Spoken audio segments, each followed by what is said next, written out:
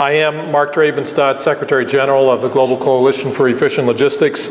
On behalf of our whole team, and we have a good many of our team here, it's our great honor to be here in Singapore and join a distinguished group of partners in presenting this Human Wealth Awareness event. We appreciate the strong support from the Singapore Chamber, Phil, the Singapore Banks Association, the Australian Singapore Chamber, and the BCM Institute. And I also want to extend my special thanks to David Morrison from UNCDF and the ASEAN Business Advisory Council Chair, Dr. Doan, who you'll hear from for a moment, for their participation. My purpose today is to introduce all of you to GCEL and to give you an overview of our Human Wealth program. GCEL is a nonprofit organization. It is a public-private partnership, and we are based in Geneva, Switzerland.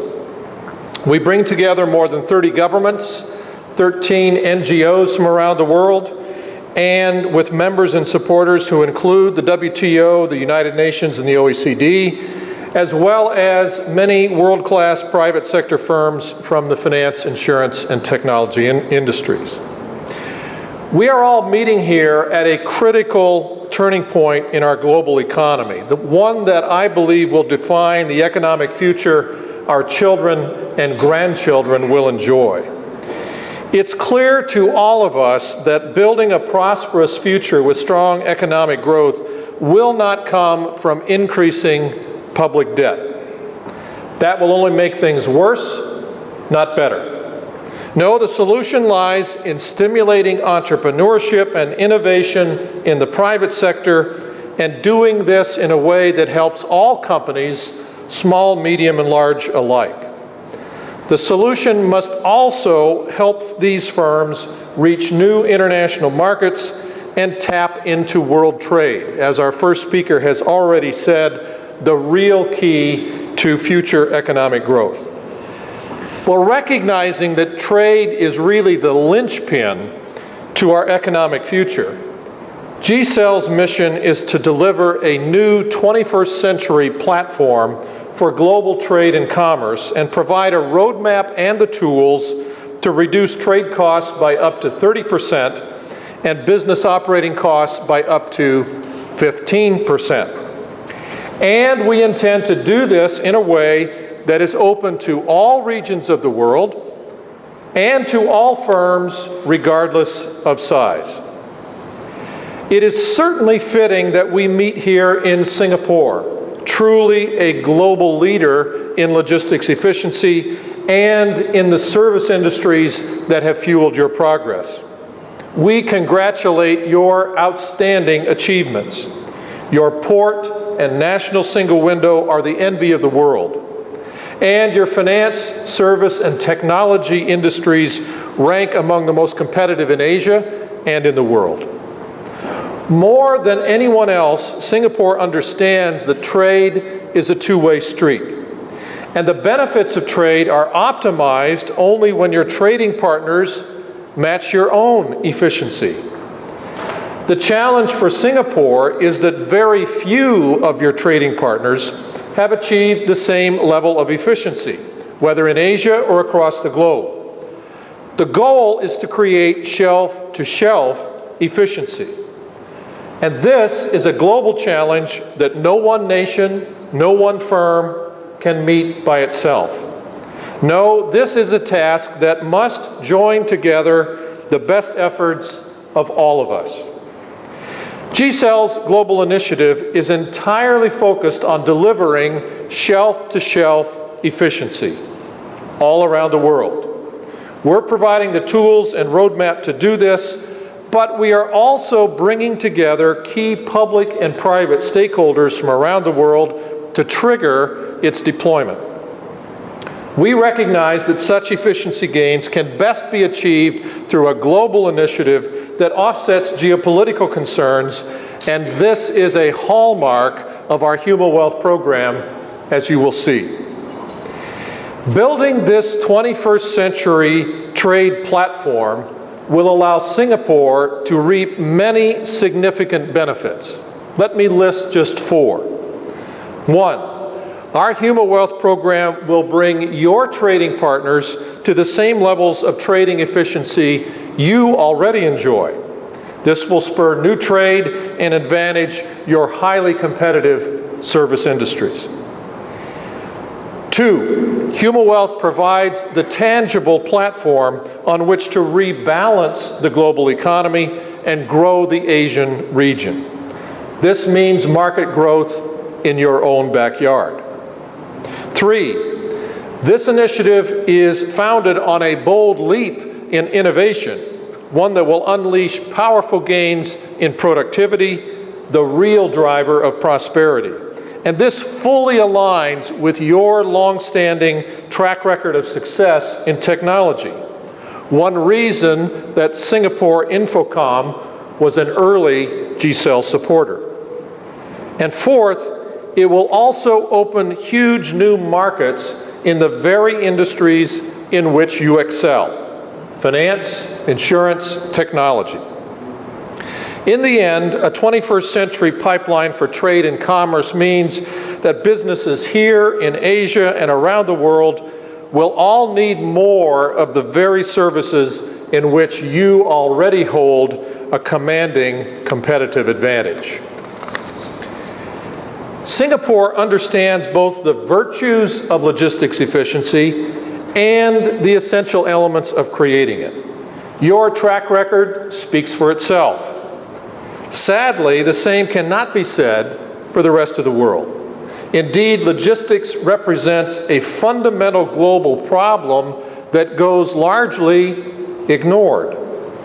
Most companies in Asia and around the world lack the 21st century soft infrastructure, which David alluded to, that they need to compete and succeed. For more than a century, hard infrastructure, such as roads, ports, industrial parks, and the like, have been the backbone of economic development. But the world has changed. The very nature of trade has changed. The dynamic information associated with the shipment of goods has taken on much greater importance. To the businesses making the products, to the carriers and logistics service providers that move the products around the world, to the consumers buying them, and to the governments concerned about the borders they cross. Just consider how powerful such information would be to businesses in Singapore and all across Asia. The seamless sharing of information all along the supply chain would allow firms to operate at optimal efficiency. It would also connect them with customers anywhere in Asia or the world quickly and reliably. Last but not least, dynamic real-time information would give businesses greater access to trade and other finance facilities, since their costs would drop, profits would rise, and risks would decrease. The real problem is that the world is still trying to conduct 21st century business with a 20th century pipeline for trade and commerce. Only bold new soft infrastructure will build this much-needed 21st century platform. The global logistics industry is simply too fragmented and too interrelated for one company or one country to conquer. What is more, new startup companies must often fend for themselves, resulting in higher costs, difficulty in expanding their markets, and insufficient access to credit. But the world's outdated trade platform is now changing. The world is in the process of deploying the 21st century platform for global commerce. GCEL's soft infrastructure has three critical elements to provide the tools that Singapore and Asian businesses need to prosper. They are these. Number one, a global logistics system, an open platform information system that provides non-intrusive integration of existing systems, yet allows the seamless sharing of critical business and trade information with minimal standardization. This path-breaking technology will be made available to all businesses at no cost to them. This great region has come together around this project because it provides the innovation and the tangible platform to connect the strengths, the diverse strengths of the Mediterranean. The very same benefits can be seized right here in Asia, especially if it builds on the great achievements Singapore has already made in logistics, technology, and finance. Under the leadership of ASEAN and drawing on Singapore's global prowess, the Asia benchmark trade lane can become far more than just a deployment project. It can be the catalyst for a new era of trade, efficiency, and business excellence that can drive huge new economic gains all across Southeast Asia. I would remind you of the economic potential in the Euromed region. 271 billion euros in new trade, 32 million in increased container traffic, and 20 million new jobs. The benefits are not all measured in dollars and jobs, though. This same 21st century platform of commerce will also do powerful things to improve the quality of life of every person. To name just a few, it can make your food safer. It can make your nation safer. It can provide the tools you need to respond to emergencies and disasters much faster. And it can make your environment more sustainable. The Euromed numbers are far more than mere projections.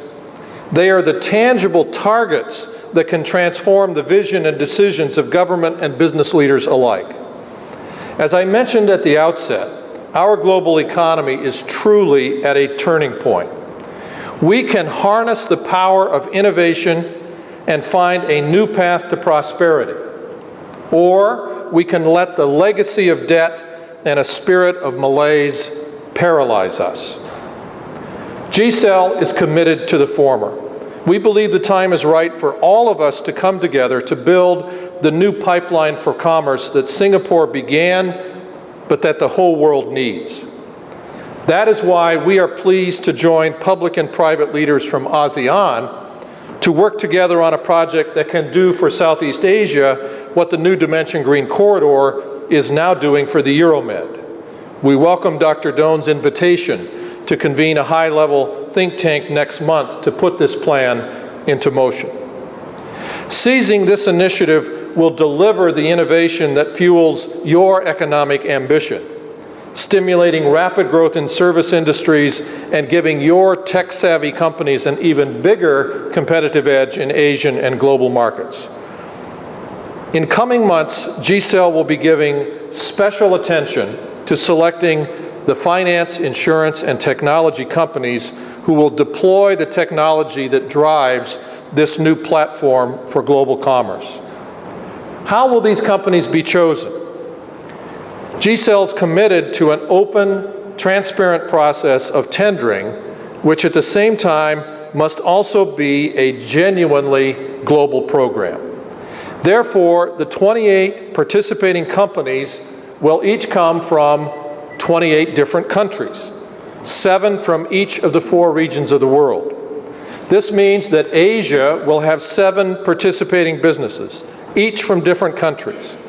It's possible, though, that more than 7 businesses might be in Asia because there is the possibility to joint venture with firms in other regions.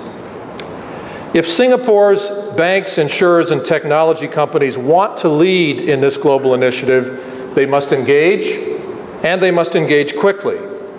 We have already convened an awareness event with the Indonesia Central Bank and signed an MOU with the Indonesian Chamber of Commerce for their participation in the Asia benchmark trade lane. In early October, the Malaysian Ministry of International Trade and the Malaysia Chamber will also present this same opportunity to Malaysian firms. From there, the road leads to Geneva at the UN Palais des Nations, where later this year we will begin the process of selecting the initial round of companies that comprise the deployment network for the global logistics system. We certainly hope that Singapore companies and its public officials will be at that event and take part in human wealth deployment. Working together, we can build a 21st century platform that will build on all of Singapore's achievements.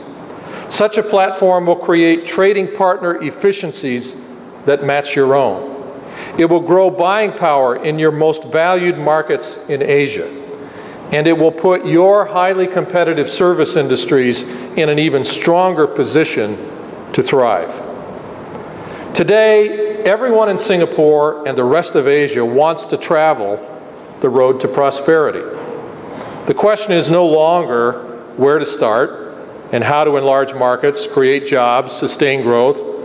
Rather, the question I would like to leave you is much simpler, yet far more urgent. Are we ready to act? Let's work together for a smarter Asia, benchmark for a smarter planet.